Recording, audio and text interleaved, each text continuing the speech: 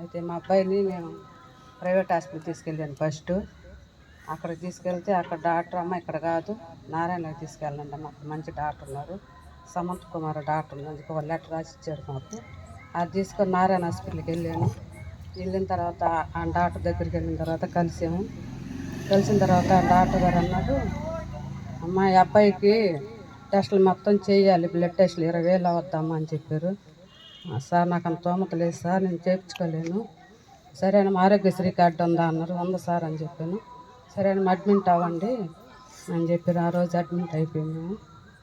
అయిపోయిన తర్వాత బ్లడ్ టెస్టులు అన్నీ చేశారు, గుండె స్కానింగ్ తీశారు, బాగుందని చెప్పారు. బ్లడ్ చేశారు, బాగుందని చెప్పారు. ప్రతి నరాలు అదే కరెంట్ పెట్టారు, అంతా ప్రతి నరం పని చేస్తుందమ్మా, అంతా బాగుందని చెప్పారు. ప్రతి ఎముకలు కూడా అంతా బాగుంది, గుండె బాగుంది, కిడ్నీలు లివర్ మొత్తం బాగున్నాయని చెప్పారు. లాస్ట్ ఎంఆర్ఐ స్కానింగ్ చేయాలని చెప్పారు. ఆ స్కానింగ్ తీస్తే బ్రెయిన్ ఎలా ఉందో చెప్తామమ్మా అన్నారు. సరే ఎంఆర్ఐ స్కానింగ్ రేపు తీస్తామమ్మా అని చెప్పారు. సరే సార్ అన్నాను. ఎంఆర్ఐ స్కానింగ్కి వెళ్ళేటప్పుడు అబ్బాయికి ఏమైనా లోపల ఏమైనా ఆపరేషన్ ఏమైనా చేస్తున్నారా, ప్లేట్లు ఏమైనా ఉన్నాయన్నారు. ఏం లేదు సార్ అని చెప్పాను. అయితే మీ అబ్బాయి ఉంటాడా అంటే లోపల చాలా సౌండ్లు వస్తాయి, ఆ సౌండ్లకు ఉంటాడు అబ్బాయి అంటే ఉండలేడు సార్ అని చెప్పాను. అయితే అబ్బాయి కొంచెం మత్తేస్తాము, మత్తు ఇంజక్షన్ వేయాల్సి వస్తుంది అబ్బాయి కానీ. సరే సార్ అన్నాను. మత్తు ఇంజక్షన్ వేసారు మా అబ్బాయికి.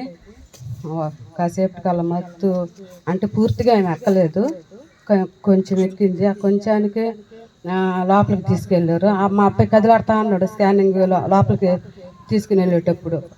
కదిలాడుతూ ఉంటే అంత లోపలికి వెళ్ళేటప్పుడు అని చెప్తున్నాడు. అంతకుముందు రోజే ఒక ఆయన సౌండ్లకు అదిరిపోయి హార్ట్ అటాక్ చనిపోయాడు అని చెప్పాడు. నాకు ఇంకా భయం వేసింది. అయ్యో మా దేవుడా, మా అబ్బాయిని తీసుకెళ్తున్నాడు, లోపల ఎలా ఉంటాడో ఏంటో, కదిలాడుతున్నాడు, మత్తు కూడా సరిగా ఎక్కలేదు, భగవంతుడా ఏంటి ఆ సౌండ్లకు ఉండగలడా, ఉండలేడా, బయటకు క్షేమంగా వస్తాడా రాలేడా అని బాధ వేదన అయిపోయింది. 15 నిమిషాలు అసలు నేను నా ఒళ్ళు నాకలేదు, నా మనసు నాకలేదు. దేవుడా నువ్వే ఉండవు నాయన, నా బిడ్డ క్షేమంగా రావాలి.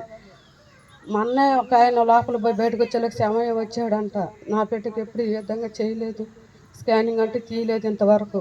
నా బిడ్డ క్షేమంగా రావాలయ్యా, లోపల నువ్వు ఉండా వేసయ్యా, నా బిడ్డకి ఏమన్నా అయితే నేను తట్టుకోలేంత శక్తి నాకు లేదు నాయన. ఆ క్షణంలో నేను కూడా చచ్చిపోతాను, నా బిడ్డ క్షేమంగా రావాలి, నా బిడ్డ బాగుండాలి వేసయ్యా అని చెప్పి బయట నేను ఎంతోగా వేదంతో బాధంతో దేవుడు ప్రార్థన చేసుకుంటా ఉన్నాను. ఒక బిడ్డ నాయన నువ్వు ఇచ్చాను, ఒక బహుమానం నాకు ఇచ్చావు నా తండ్రి. నా బిడ్డ క్షేమంగా ఉండాలి, నా బిడ్డ ఆరోగ్యంగా ఉండాలి, అన్నీ చేశారు. ఇదే తండ్రి లాస్ట్ నాయన, ఈ స్కానింగ్లో బాగా రావాలి, నా బిడ్డ క్షేమంగా రావాలి, మంచి ధైర్యాన్ని నా బిడ్డకి లోపలికి వెళ్ళాడు నాయన. నేను ఇంకా లోపలికి పంపించారు. ఆ లోపల నన్ను కూడా తీసుకెళ్ళారు. పెద్ద బాయిలాగా ఉంది ఆ స్కానింగ్. అది నాకు భయం వేసింది, ఏంది ఇంత పెద్దది లోపలికి.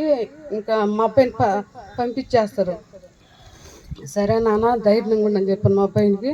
నేను బయటకు వచ్చేసాను. బయటే సౌండ్ దంతన ఒకటే మంది సౌండ్లు, నాకే భయం వేస్తుంది.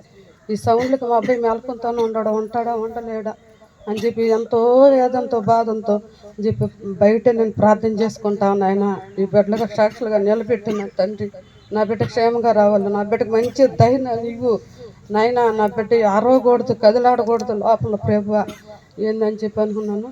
ఆయన లోపలికి పోయి బయటకు వచ్చాడు, క్షేమంగా వచ్చాడు. వచ్చి మమ్మీ అన్నాడు.